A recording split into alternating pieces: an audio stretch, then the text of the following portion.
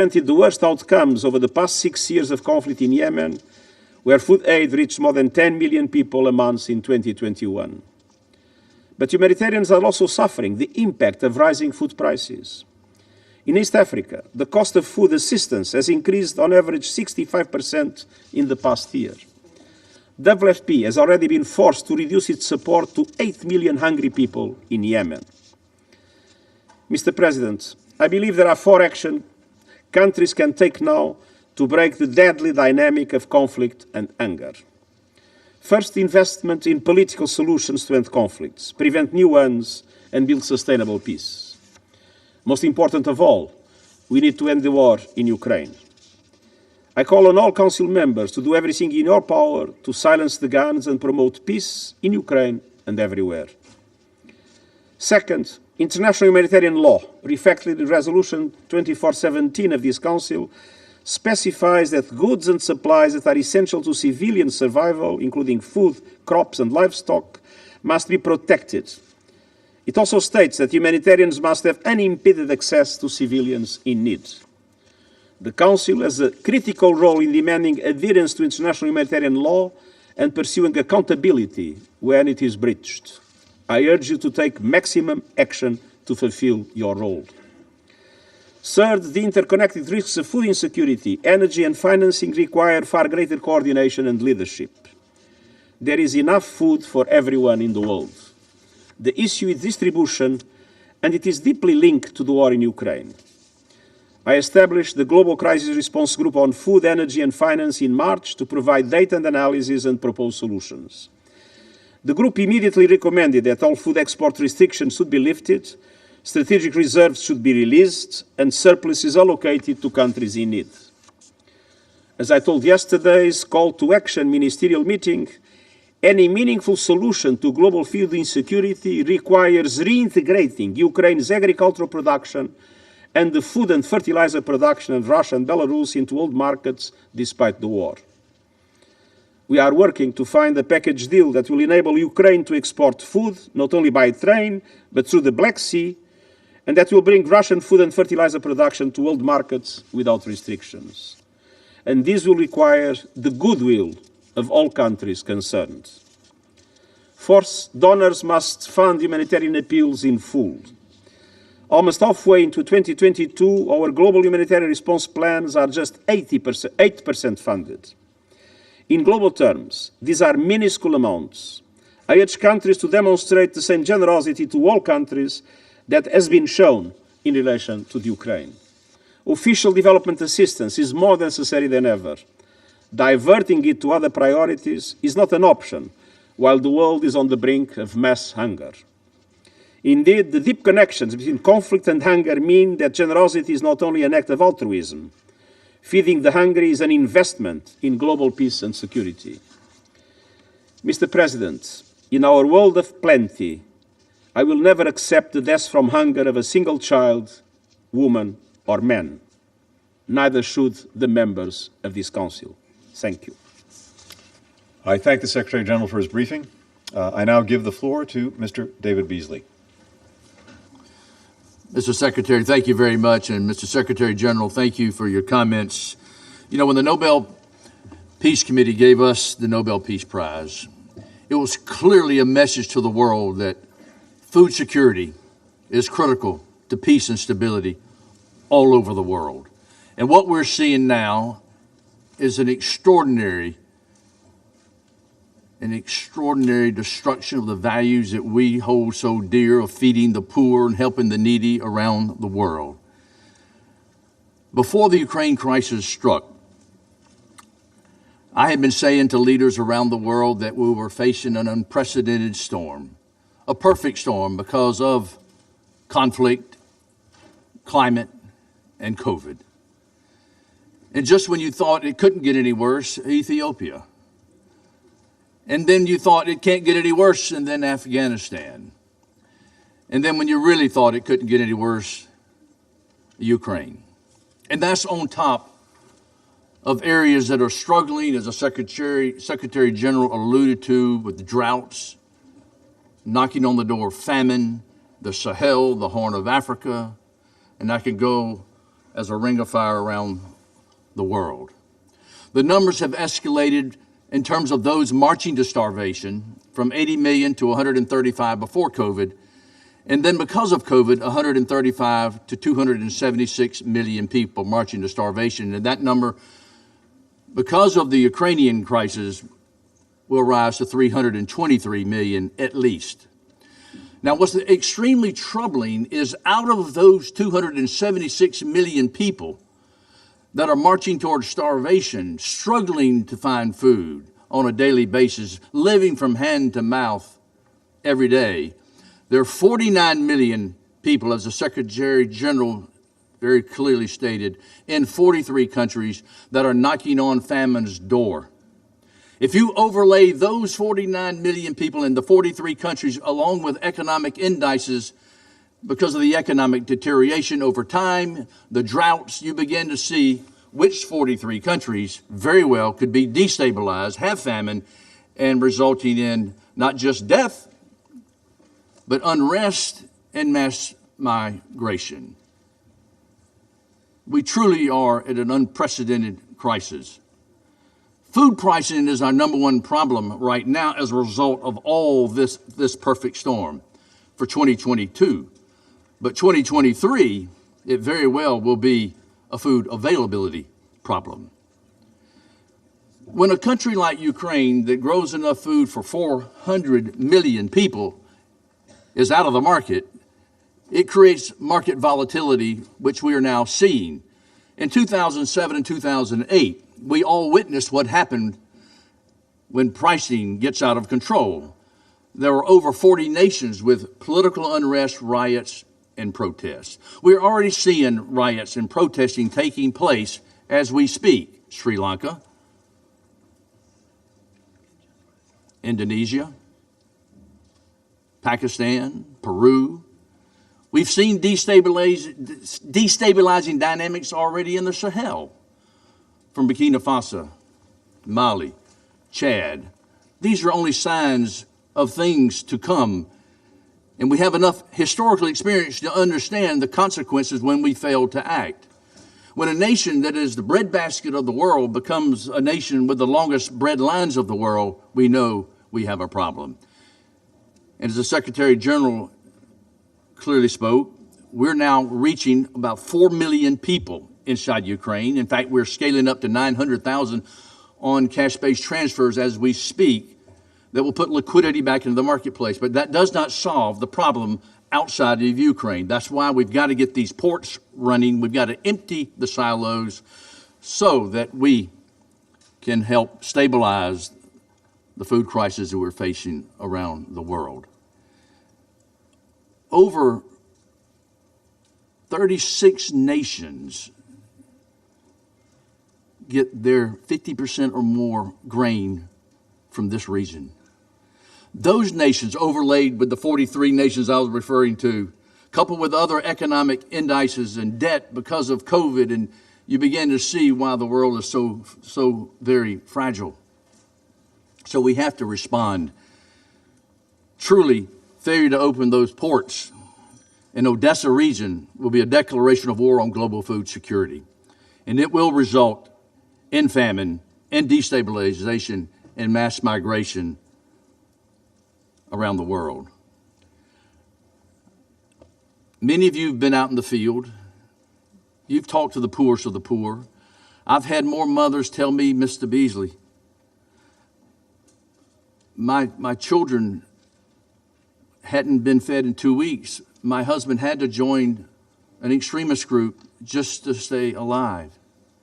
Or we have to migrate, or we have to choose between heating oil and cooking oil. And when a mother has to choose between freezing her child to death or starving her child to death, something's wrong, especially when there's so much wealth on the planet today, over $430 trillion worth of wealth today. The problem is going to get worse because the production around the world is going to decrease. And I think we all have been talking to the ministers of agriculture and leaders to maximize production as fast as we can? How do we get the fertilizers back out into the marketplace? Because the African Development Bank gave us some numbers the other day that were frightening. Africa alone will need over $2 billion of new fertilizer because of the cost, if they can get it at all, because of the smallholder farmers who rely on this. A loss of about $11 billion worth of food production in just Africa alone that's already struggling because of that perfect storm that we're talking about. The leaders in the world, it's time that we do every possible thing that we can to bring the markets to stability, because things will get worse. But I do have hope. We averted famine. We averted destabilization over the past many years because many of you in this room stepped up and we delivered. And we can do that again. But we've got things that have to happen. Getting the ports open, stabilizing the markets, increasing production around the world. We'll get through this storm, but we must act, and we must act with urgency, and that must be today. Thank you, Mr. Secretary. I thank Mr. Beasley for his briefing. I now give the floor to Mr. Chu Dong-yu. Mr. President, distinguished members of the Security Council, I feel deeply appreciate the opportunity to speak to the Council on this important topic, and the continued attention placed on the issue of conflict and food security. 2 years ago, I briefed to the Council on the multiple risks facing global food security at the start of the pandemic. Today, we gather again for people, peace, prosperity, and the planet to discuss several overlapping crises on food safety, health safety caused by the climate change, food insecurity, COVID pandemic, and conflict. Worldwide, prosperity is being reversed. There is less food security, less health security, less income, and great inequality. My message today is more relevant than before. Agriculture is one of the keys to lasting peace and security. Excellencies, for the last 5 years, we have seen yet another spike in global level of acute hunger. According to the Global Report on Food Crisis, released the 4th of May this year, in 2021, about 40 million more people experienced acute food insecurity compared to the 2020, bringing the total of 193 million people in 53 countries and territories. Worryingly, the projection is for further deterioration through the 2022, including places with catastrophic food insecurity. There is a farming risk in Yemen, Somalia, South Sudan, and Afghanistan. FAO has stepped up its effort to strengthen agri-food systems, save lives, and protect the agricultural livelihood of the world most vulnerable.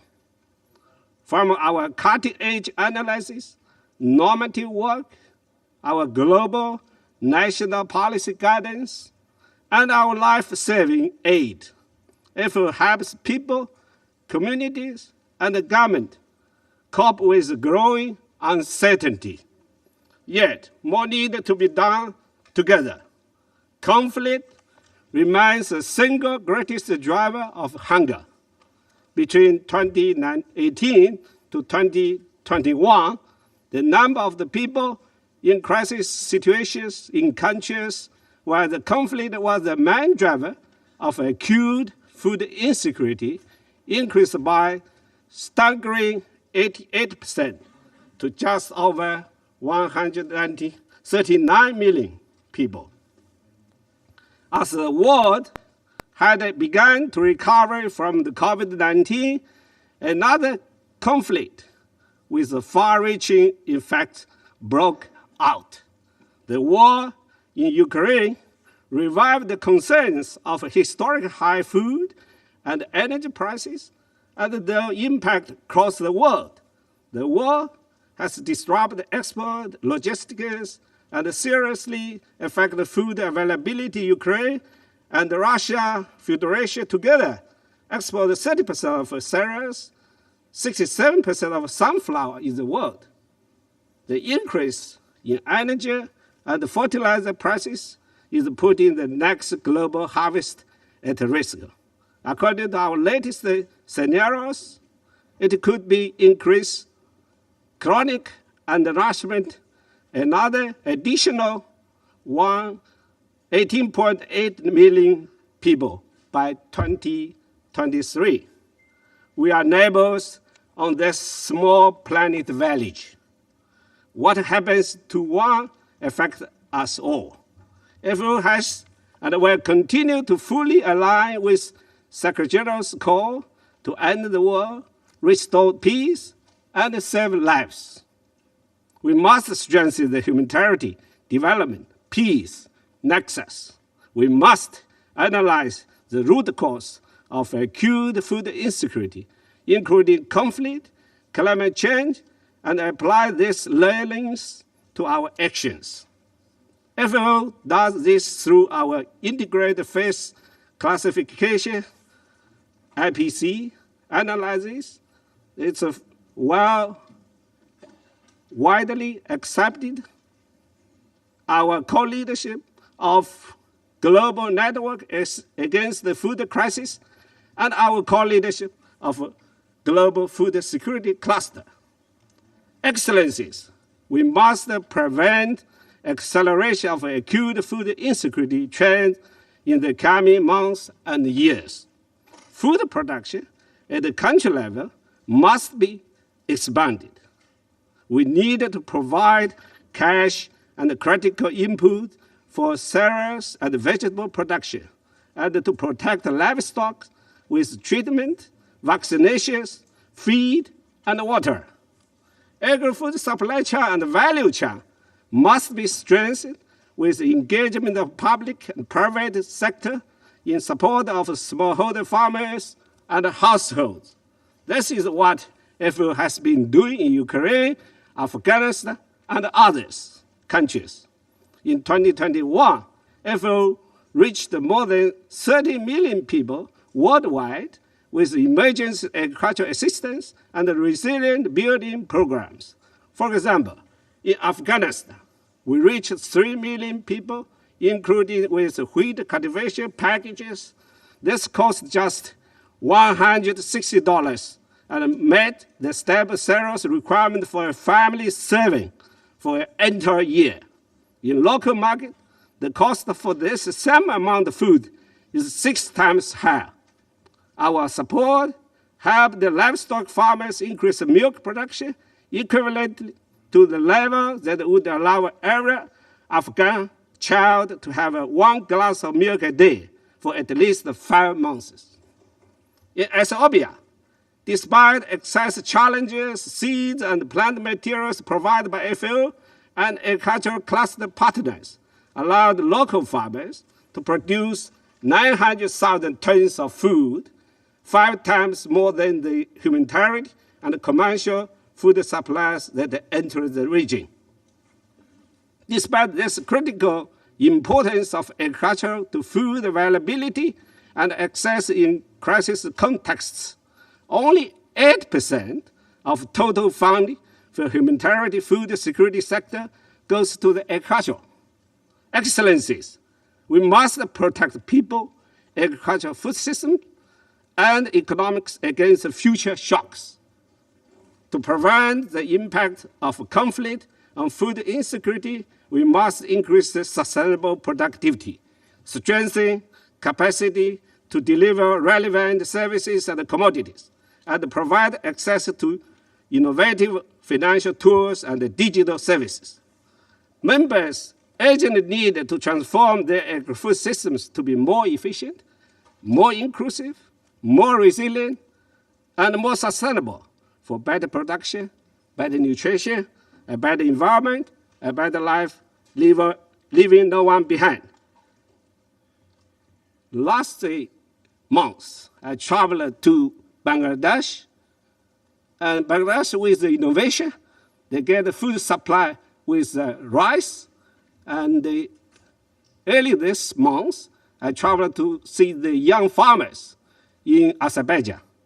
They produce 7 tons per hectare of winter wheat, use the new variety and irrigation systems and a proper fertilizer.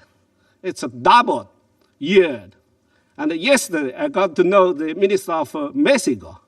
They can double the yield in some province of Mexico by using the new varieties, new fertilizer, and with irrigation, corn yield, they can double.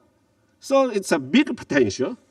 Excellencies, ladies and gentlemen, I sincerely hope that you continue to provide the necessary aid for food insecurity globally, allocate new resources to sustain agricultural production in challenging contexts, and continue to recognize and support the role of agricultural food security, peace, and the contribution of international organizations like FAO, IFAD, WFP, and others.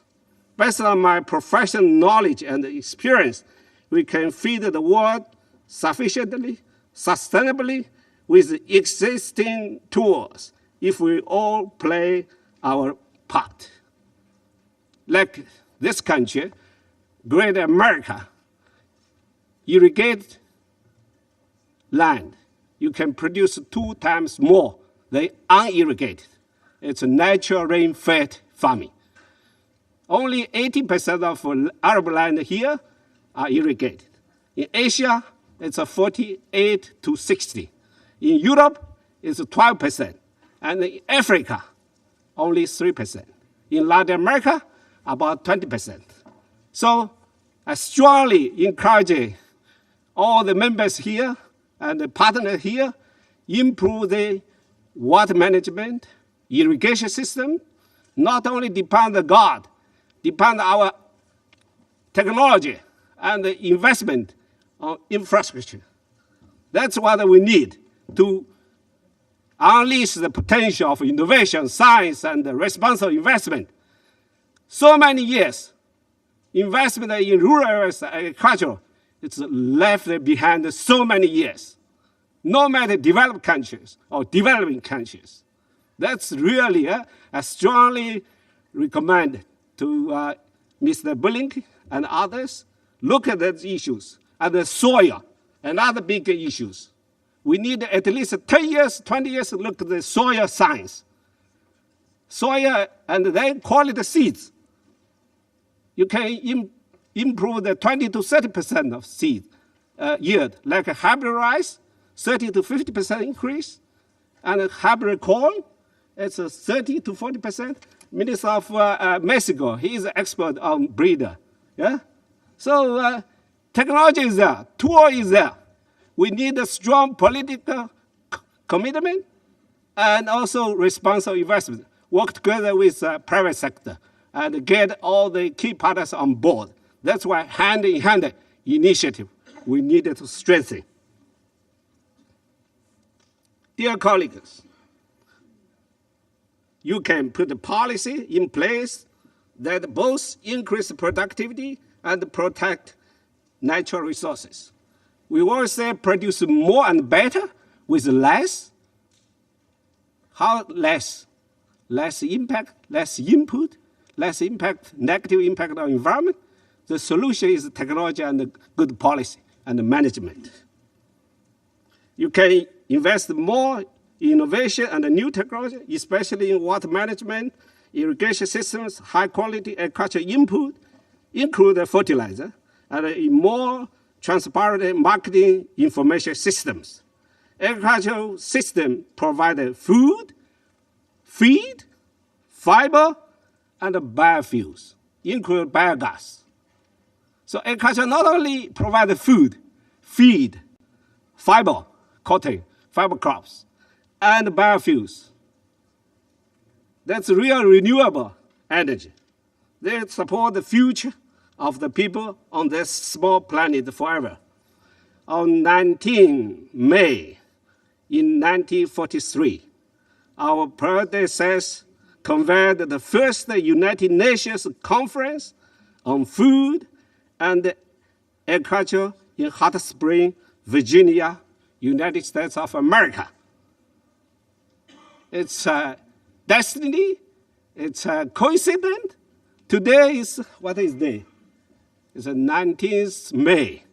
After 79 years, let's read back. Our founders saw that FAO must play the vital role in the quest for peace. They wrote, I quote, "Food and Agriculture Organization is born out of the need for peace as well as the need for freedom from want. The two are interdependent. Progress towards freedom from want is essential to lasting peace." Much has changed since then, after 79 years. But one thing remains constant. The world needs enough food, good food, and better food for all. Investing in our agri-food systems is more relevant than ever. Let us work together effectively and coherently. I learned from Secretary General, he transferred from English to French. Now I transfer to last words in Chinese. We are 6 UN languages. So I made a special poem to the president, 山高人未峰.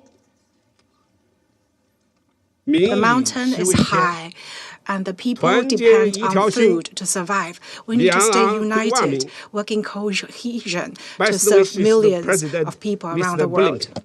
FLDG on 19th of May, 2022. I thank you. I thank Mr. Chu for his briefing. I'd now like to give the floor to Ms. Sarah Menker. Thank you, Mr. President, for inviting me to address the Security Council. Your Excellencies, distinguished guests, ladies and gentlemen, it is an honor to be here today to highlight and reaffirm that food security is, in fact, national security and global stability. Before I share some data-driven insights on the state of our global food systems, let me tell you a little bit about Grow Intelligence. Grow is a company founded to help tackle two of the greatest challenges we face as humanity: food security and climate change. We are a global company with offices in Nairobi, Singapore, and New York. Our team comes from over 40 countries that range from Ethiopia, where I am from, to Russia, Nigeria, India, the United States, China, and Ukraine. We are a company of domain experts in software infrastructure, climate science, agronomy, trading, and financial markets. We combine that with world-class engineering and AI talent. We work with large and small companies. We work with financial institutions, and we work with multiple governments. I come here today to share insights from our data with the underlying hope that all of us here with the power to change the course of history will choose to do so. I want to start by explicitly saying that the Russia-Ukraine war did not start a food security crisis. It simply added fuel to a fire that was long burning. A crisis we detected tremors from long before the COVID-19 pandemic exposed the fragility of our supply chains. I share this because we believe it's important for you all to understand that even if the war were to end tomorrow, our food security problem isn't going away anytime soon without concerted action. Now, on to the statistics. Grow Intelligence estimates show that price increases in major food crops year to date has made an additional 400 million people food insecure. Now, there are a few food insecurity statistics shared, so I want to define that by saying this, looking at number of people at $3.59 a day. So broader, but the march towards starvation. To put this into perspective, that is equivalent to the number of people that China has taken out of poverty in the last 20 years. In 5 months, we have undone 20 years of progress. Furthermore, our economic shock models show that year-to-date changes in prices of agricultural products have already affected some economies by 3 to 5% of their GDPs. Countries disproportionately affected are in regions such as North Africa and the Middle East, the Horn of Africa, and West and Central Asia. And it can get much worse. Data shows the food security challenges we face will last several years. There are 5 major challenges occurring simultaneously that are each individually extraordinary: lack of fertilizer, climate disruptions, record low inventories in cooking oils, record low inventories in grains, and logistical bottlenecks that have already started to unravel decades of global economic progress. Without substantial, immediate, and aggressive coordinated global actions, we stand the risk of an extraordinary amount of both human suffering and economic damage. This isn't cyclical. This is seismic. It's a once-in-a-generation occurrence that can dramatically reshape the geopolitical era. Now on to the 5 challenges. Fertilizers first. Global fertilizer prices have nearly tripled year on year and quadrupled over the past 2 years because of supply shocks driven by logistical bottlenecks, restrictions on natural gas which impact the ability to produce fertilizer, sanctions, and export restrictions amidst the Russia-Ukraine war. This risks significant crop yield reductions in key producing regions such as Brazil, the United States, and Western Europe later this year and next year, severely impacting global food security and inflation for the next 3 to 5 years at a minimum. 2, climate. Global drought conditions for wheat are the worst in over 20 years around the world. Major bread baskets, such as the United States and Brazil, the world's 2 largest exporters of agricultural products, are also experiencing extreme droughts. For example, Brazil's cropland soil moisture is at a 20-year low. Major grain importers in the Middle East and Africa are also experiencing record droughts. Namely, we have both major importers and exporters experiencing exceptional drought conditions. 3, cooking oils. The price of traditionally cheap palm oil has nearly tripled in the last 2 years, driven by increased biofuels demand, drought in regions that produce alternative cooking oils such as Brazil and Canada, record import demand from China, and the loss of nearly 75% of global sunflower oil exports due to the Russia-Ukraine war. The recent export ban in Indonesia, the world's largest palm oil producer who is responsible for 60% of global production, has added significant upward price pressure to vegetable oils. 4, grains.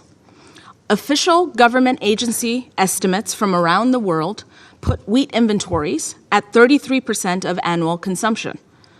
Verifiable data from public and private sources that we as a company organize and then build statistical models to connect the dots between in our platform show that global wheat inventories are in fact closer to 20%, a level not seen since the financial and commodity crisis of 2007 and 8. We currently only have 10 weeks of global consumption sitting in inventory around the world. Conditions today are worse than those experienced in 2007 and 8.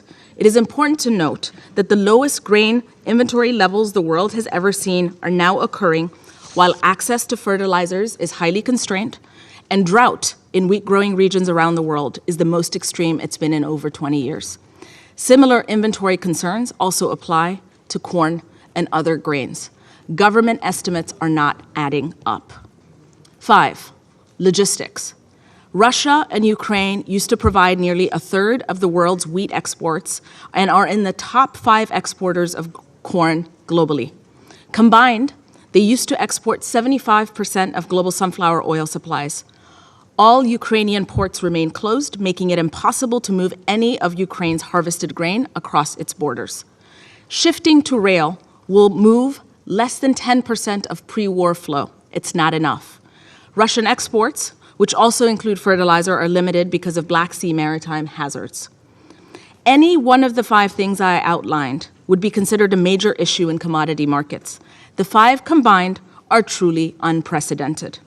I come here today not to specifically offer or provide solutions, as there will be other venues to do so, but rather to x-ray and diagnose the problem for those of you in this room that have the power to change the course of our history. In a world that is increasingly isolationist, we need to come together. Food is personal, but our agricultural systems are global. There is no version of the world where every country has all the natural resources it needs to survive and thrive. One key takeaway from our data is how often we see repeated examples of cause and effect, highlighting surprising connections and interdependencies. For example, the United States, the most self-sufficient country globally, a consumption-weighted basket of food, a grocery basket, has doubled in price since April of 2020. Price increases were driven by unprecedented demand around the world, increase alongside climate-related supply-side shocks. We cannot solve food insecurity on a national scale anywhere. One thing we strongly believe: we can have a healthy economy and secure food system without degrading our environment. We have the capability to help everyone feel secure about having enough food.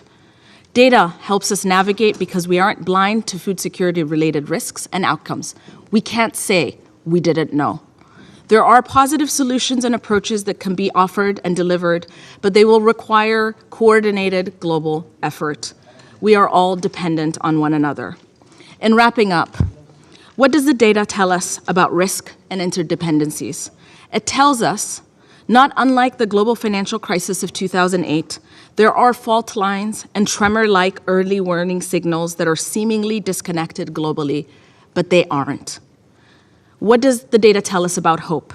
It tells us that while the next few years are going to likely be difficult as a result of the statistically unusual confluence of the 5 challenges I shared, we can coordinate a global response, eschew to each their own mentality as to food security and climate risk, be willing to have constructive, albeit discussion, and difficult conversations, and jointly accept that what we have to address is less of a food shortage and more of a crisis of prioritization.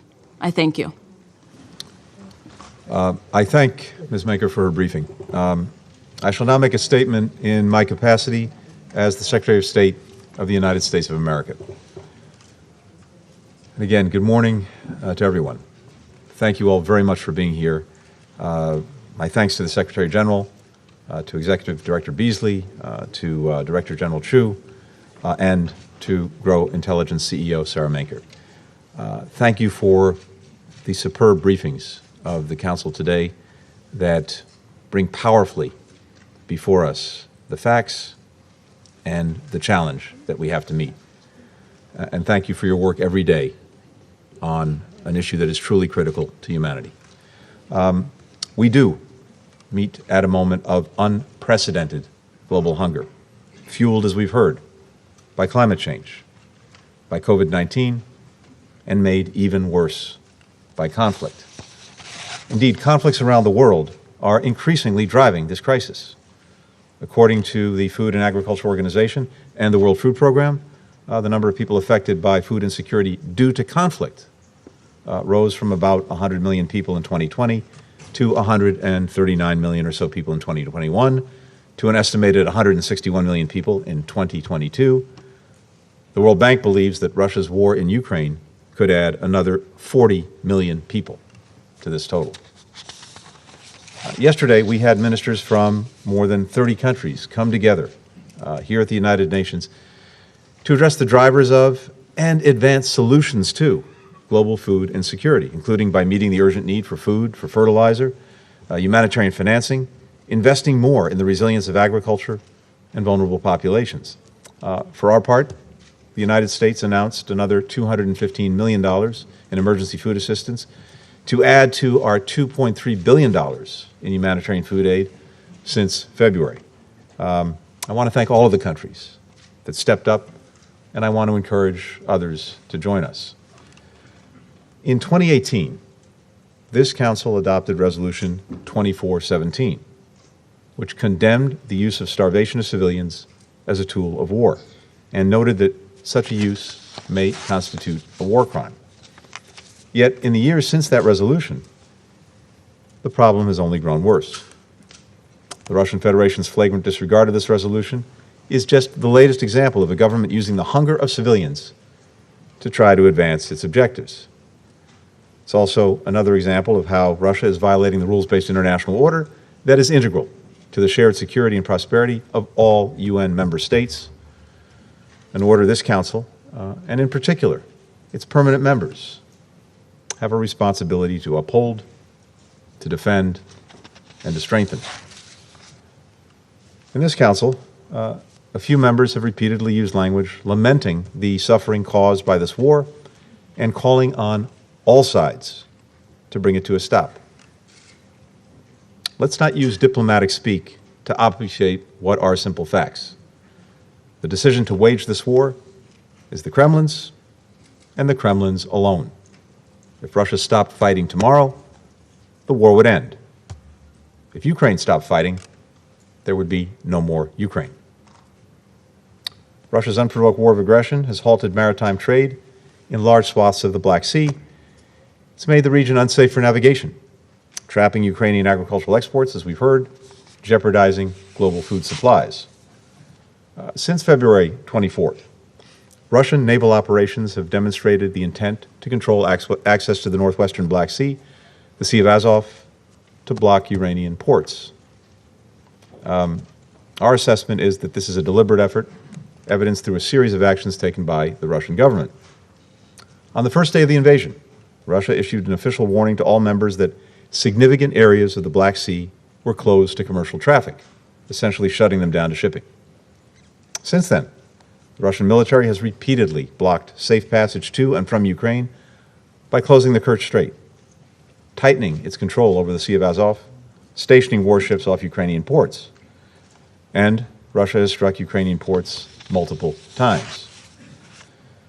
These and other actions have effectively cut off all commercial naval traffic in and around the port of Odessa. The Russian Federation has mirrored these attacks on land, repeatedly attacking Ukrainian civilian infrastructure that is critical to the production and transport of food, such as water, power, rail lines, destroying Ukrainian grain storage facilities, stealing stocks of food in the parts of Ukraine that it illegally occupies. The consequences of these actions have been devastating. The food supply for millions of Ukrainians and millions more around the world has quite literally been held hostage by the Russian military. The World Food Program recently estimated that a third of all Ukrainians are facing food insecurity, with children, pregnant women, the elderly at heightened risk of malnutrition. In besieged cities like Mariupol, Russian forces have repeatedly blocked the delivery of food and other life-saving aid to tens of thousands of trapped civilians. A mother who recently escaped from the city talked about the agony of watching her 6-year-old daughter suffer the daily pang of hunger and being powerless to do anything about it. "I just sobbed," she said, screaming into a pillow when no one could see. She and her children eventually escaped. Countless thousands of others are still trapped. The Russian government seems to believe that using food as a weapon will help accomplish what its invasion has not: to break the spirit of the Ukrainian people. Still, Ukrainians are going to great lengths to feed their own people and to feed the world. Farmers in Ukraine continue to risk their lives to produce wheat and other crops. Many have returned to fields that are filled with mines. They wear bulletproof vests and helmets as they harvest. And as we've heard already powerfully this morning, it's not only Ukrainians who are suffering. As a result of the Russian government's actions, some 20 million tons of grain sit unused in Ukrainian silos as global food supplies dwindle, prices skyrocket, causing more around the world to experience food insecurity. This includes countries already under enormous duress. The Secretary General alluded to a number of them, like Lebanon, which usually gets 80% of its wheat imports from Ukraine. Somalia, already on the brink of a famine, even before Russian tanks rolled into Ukraine, and which must now deal with rising wheat and flour costs. The Russian Federation claims falsely that the international community's sanctions are to blame for worsening the global food crisis. Sanctions aren't blocking Black Sea ports, trapping ships filled with food, and destroying Ukrainian roads and railways. Russia is. Sanctions are not emptying Ukrainian grain silos and stealing Ukrainian farm equipment. Russia is. Sanctions aren't preventing Russia from exporting food and fertilizer. The sanctions imposed by the United States and many other countries deliberately include carve-outs for food, for fertilizer, and seeds from Russia. And we're working with countries every day to ensure that they understand that sanctions do not prevent the flow of these items. Nope. The decision to weaponize food is Moscow's, and Moscow's alone. Don't take my word for it. Even Dmitry Medvedev, the deputy chairman of Russia's Security Council, former Russian president, recently said that Russia's agricultural products were, and I quote, its quiet weapon, end quote. He then added, and I quote, quiet but ominous, end quote. This council has a unique responsibility to address the current crisis, which constitutes a serious threat to international peace and security. That starts by strongly and unequivocally calling the Kremlin out for its atrocities in Ukraine and for worsening the global food crisis through an unprovoked war of aggression. More concretely, members of the Council, and for that matter, every UN member state, should press Russia to stop actions that are making the food crisis in Ukraine and around the globe worse than it already was. Stop blockading the ports in the Black Sea and the Sea of Azov. Allow for the free flow of ships and trains and trucks carrying food out of Ukraine. Stop preventing food and other life-saving supplies from reaching civilians in besieged Ukrainian towns and cities. Stop threatening to withhold food and fertilizer exports from countries that criticize your war of aggression. All of this is essential to save lives in Ukraine and to save lives around the world. The Russian Federation is not the only government or organization to exploit food insecurity for its own cynical ends. South Sudan, armed groups and warring parties have for years blocked humanitarian assistance to civilians. Experts estimate that up to 7 million people will face crisis levels of food insecurity in the country in this year. In Syria, with the Kremlin's ongoing support, the Assad regime has besieged communities like Eastern Ghouta and caused the widespread starvation of its own people. It also routinely obstructs the cross-border delivery of life-saving humanitarian aid, robbing and even attacking United Nations convoys, as we've discussed repeatedly in this Council. This Council must consistently call out governments and armed groups when they use similar tactics, like attacking the means of food production and distribution, blocking humanitarian aid from reaching those in need, besieging civilian populations. The United Nations was created with the aim of advancing human rights and preventing atrocities, including the atrocity of using starvation as a weapon against civilians. Like during the siege of Leningrad by the Nazis, during which an estimated 1 million Russians lost their lives, including many who starved to death. Among the victims was the 1-year-old brother of President Putin. Or during the Holodomor, during which millions of Ukrainians died of hunger due to a Soviet campaign of forced collectivization and terror. It is on us to prevent this history from repeating itself, to make sure that the past is not prologue. It's simple. The lives of millions of people depend upon it. I now resume my function as President of the Council, and I would like to give the floor to Her Excellency Shirley Ayokor Bachwe, the Minister of Foreign Affairs and Regional Integration of Ghana. Thank you, Mr. President. Secretary of State Anthony Blinken, I would like to thank you and the U.S. delegation for highlighting the very important subject of armed conflict and food insecurity during your presidency of the Council.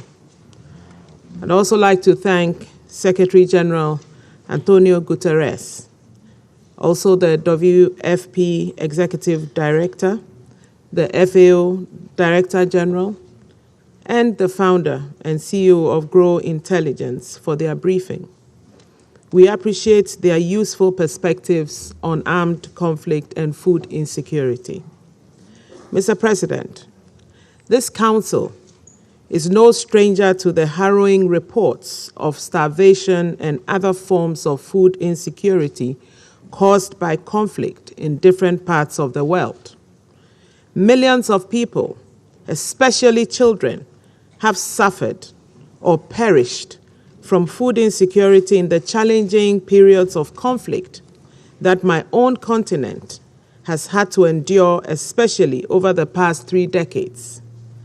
The food systems of those countries in conflict usually collapse, with huge consequences for the economy, livelihoods, and living standards. Those impacts were localized, and those of us who lived outside the theater of war were involved only in as much as our conscience compelled us to act, including taking in refugees or by intervention through peace support operations. Today, however, perhaps the first time since the Second World War, we see the impact of one conflict on food security in every country, every home, and on everyone. We experience together the profound anxiety of a global economy in uncharted waters, buffeted by uncertain headwinds. It is in this context that Ghana welcomes the important contribution that Resolution 2417 makes in acknowledging the interlinkages between conflict and hunger. There is still much to be done to build resilience in food systems and enhance global respect for norms relating to the population's right to food, regardless of the state of conflict, and to integrate peace-building objectives into the creation of resilient food systems with a backward interlock of food security objectives into peace-building programs and activities. Mr. President, as we mark the 4th anniversary of the Council's adoption of Resolution 2417 this month, unfolding global events continue to be a rude and painful reminder of the